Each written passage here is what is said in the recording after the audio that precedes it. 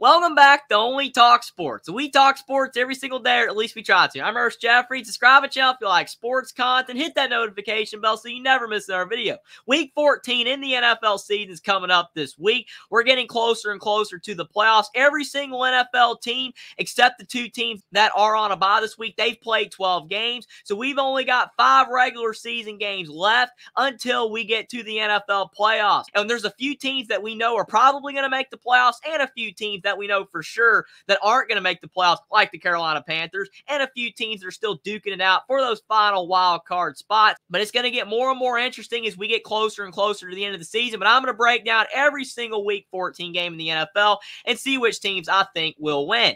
Now, you got on the Prime Video game. This one might be just as low scoring of a game as that Panthers-Bears game was a few weeks ago, because the New England Patriots, they're traveling to the Pittsburgh Steelers. In Pittsburgh, they were finally turning a corner. You have Matt Canada gone. Kenny Pickett was actually starting to throw more down the field. The Steelers' offense was looking better as a whole, but now they've had a setback. Kenny Pickett is out, and Mitch Trubisky is in. Mitch Trubisky's really struggled as an NFL quarterback the last few years. That's why he has no longer been a starter. But as a backup, I don't think he's the worst option in the world. But will Pittsburgh's offense regress like it did last week against the Arizona Cardinals when Trubisky is in? It very well could, but the New England Patriots, they're struggling on both sides of the ball. Their defense is better than their offense, but they cannot score at all. Bailey Zappe's even joking around that he's the starting quarterback still, even though he struggled just as much as Mac Jones did. But I don't think Bailey Zappe's going to be able to lead the Patriots to enough offense in this game. I'm going to go with the Pittsburgh Steelers without Kenny Pickett to beat the New England Patriots 14-7 on Thursday Night Football. Then to move on to the Sunday matchups, you've got the Tampa Bay Buccaneers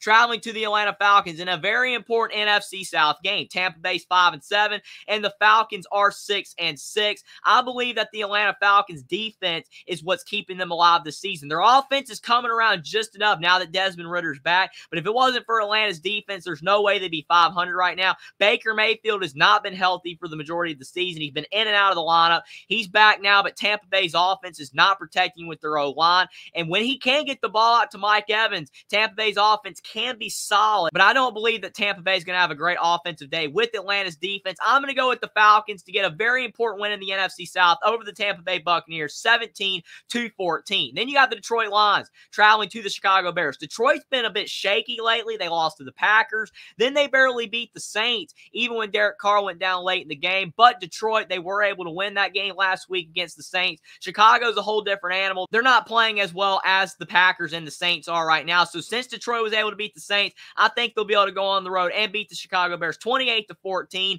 even though Justin Fields is back and he's been doing all right as the quarterback for the Bears, but it's not going to be enough for them to get the win. Then you got a sneaky game here between the Indianapolis Colts traveling to the Cincinnati Bengals. Cincinnati got a massive win to keep their playoff hopes alive over the Jacksonville Jaguars last week on Monday Night Football. The Indianapolis Colts, they're 7-5, having a good year. Their defense has been solid, and even though Anthony Richardson's been out for the year, Gardner Minshew's been doing enough at quarterback to help them get wins. But Jake Browning was really solid last week, throwing for over 300 yards for Cincinnati. Can he lead the Bengals to another win? I don't know if it's fool's gold or not, but I believe that Cincinnati will play a competent football game, but I'm going to go with the Colts because they've been more consistent all throughout the year. And as we saw with Joshua Dobbs in the Minnesota Vikings, he had a really good performance in his first start, and then he started to trail off a bit. The same could happen with Jake Browning. I'm going to go with the Colts to beat the Bengals 24-21. Then you've got the Jacksonville Jaguars traveling to the Cleveland Browns. Both of these teams are without their quarterback right now. You look at Trevor Lawrence, he has a high ankle sprain. I know they still say he's questionable, but if he truly has a high ankle sprain, I have a hard time seeing him play in this game. And even if he does, he's not going to be 100%.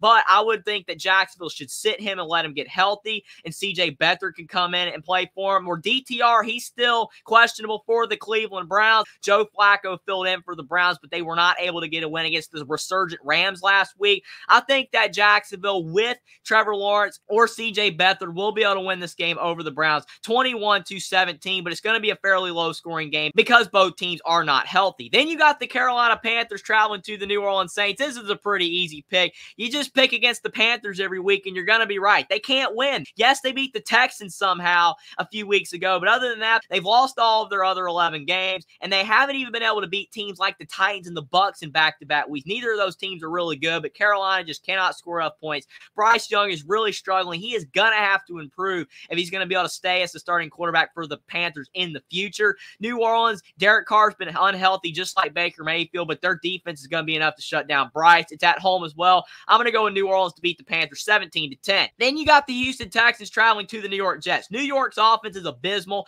Whether it's been Zach Wilson or Tim Boyle at quarterback, they're struggling. They almost are reminding me of the New England Patriots, how they can't figure out their quarterback. The only thing that isn't fair for the Jets is it should have been Aaron Rodgers all year, but unfortunately, he got hurt at the beginning of the season. Doesn't look like the Jets are going to be in the playoff picture for Aaron Rodgers to be able to help lead them back into the conversation if he could return. Houston, they're having a good year. They're 7-5. CJ Stroud is playing great football, much better than Bryce Young.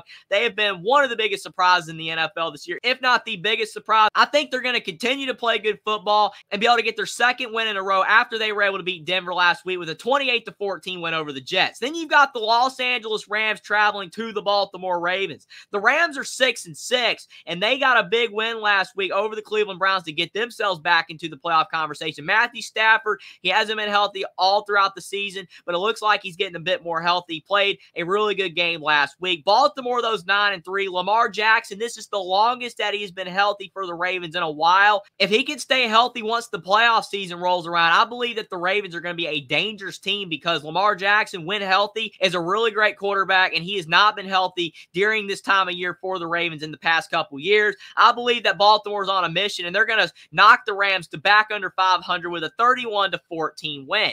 Then you got the Minnesota Vikings traveling to the Las Vegas Raiders. Like I said with Jake Browning, we'll see if he can continue to play well after his first great start for the Bengals. But then you look at a team like the Minnesota Vikings where you got Joshua Dobbs, and he's starting to struggle now after that really good start that he had in his first start for the Vikings. It's not looking as good for him. People are questioning whether he should remain the starter. The Las Vegas Raiders, their offense has not been that great. They have shown some signs of life, but they haven't really been able to do enough to get big wins in the NFL this season. They're still technically alive for the playoffs, but it is a long shot. I believe that the Minnesota Vikings are going to bounce back with Joshua Dobbs and find a way to win on the road 20-14 over the Las Vegas Raiders. Then you got the Seattle Seahawks traveling to the San Francisco 49ers.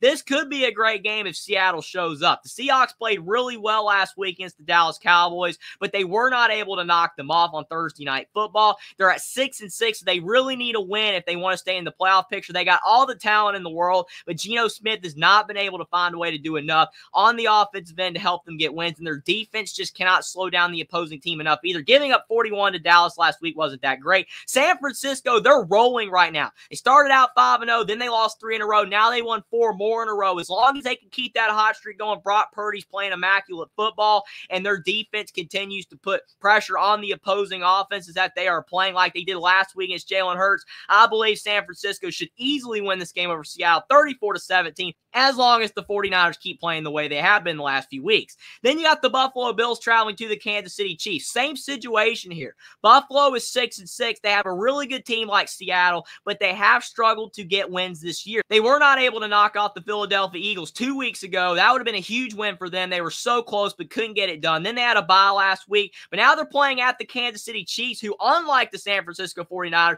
they've been struggling lately. I don't know if it's the Taylor Swift, Travis Kelce stuff going on that's causing them to be distracted. I know people have been throwing that around. I don't know if that's the complete story, but even Patrick Mahomes has been struggling more lately. Their defense hasn't been doing enough to get wins. Kansas City, they need to get back on track for the playoff race. They're in Arrowhead, which they are tough to beat there. Buffalo needs to win more, though. They're very desperate, and I think that will help them keep it close in this game, but I'm going to go with Kansas City to beat the Buffalo Bills 24-21 to knock the Bills back under 500, put their playoff hopes in jeopardy, and for Kansas City to get back on track. Then you got the Denver Broncos traveling to the Los Angeles Chargers. Los Angeles, they need a win. They were able to beat the New England Patriots last week 6-0. The Patriots didn't even score, so I'm being very nice giving the Patriots 7 points this week. But the Chargers with Justin Herbert, they have too good of a football team to be 5-7. It's insane how many close games that they've lost, but even though their offense was terrible last week, they still got to win to keep themselves alive in the playoff race. But Denver,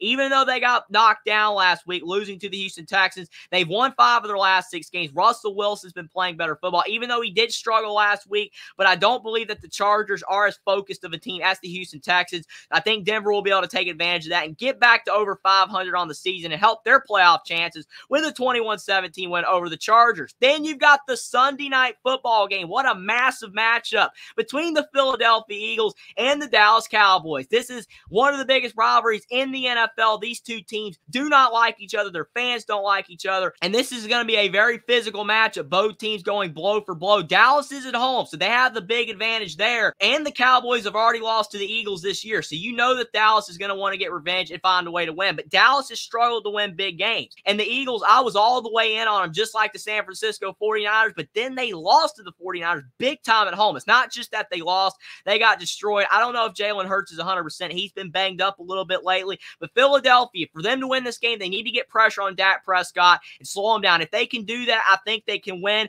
I might be wrong for doing this, but I'm actually going to go with the Dallas Cowboys to get a huge win, one of the biggest wins they've gotten in a long time over the rival, the Philadelphia Eagles, 28-27 on Sunday Night Football. But this should be a thriller. Then to move on to Monday Night Football, we have the return of the doubleheader with the Tennessee Titans and the Miami Dolphins as the matchup on ESPN, and you've got the Green Bay Packers and the New York Giants on ABC. But Tennessee's 4-8 and the Dolphins are 9-3. This should not be that competitive of a matchup. If Tennessee is keeping it close against Miami, that means the Dolphins are doing something wrong, because even though Will Levis has done some nice things at the quarterback for the Titans, their offense is still abysmal and their defense has its moments, but it's just not enough to really help them win. Miami's offense is too good. Tua Tagovailoa, he's back in a rhythm with all of his weapons on the offensive side of the ball. I think that the Miami Dolphins should cruise to victory over the Tennessee Titans 35-10.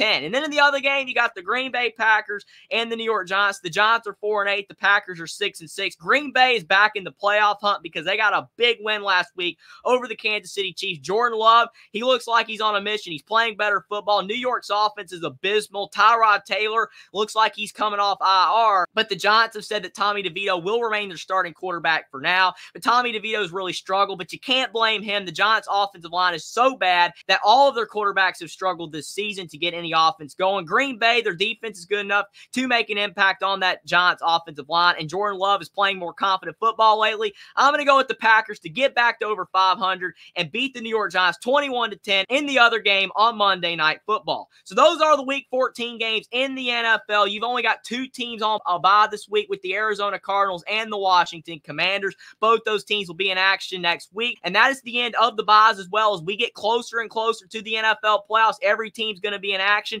It's going to be a lot of fun to see which teams can win their way into the playoffs and lose their way out. But let me know what you guys think in the comment section down below about every single Week 14 game in the NFL, which game you are looking forward to the most, and what your picks for every single Week 14 game are, and what you think about all the picks I made for every single Week 14 game. Subscribe to the channel if you like sports content. Like this video down below. Follow me on Twitter as well. Link is in the description, and I'll see you next time.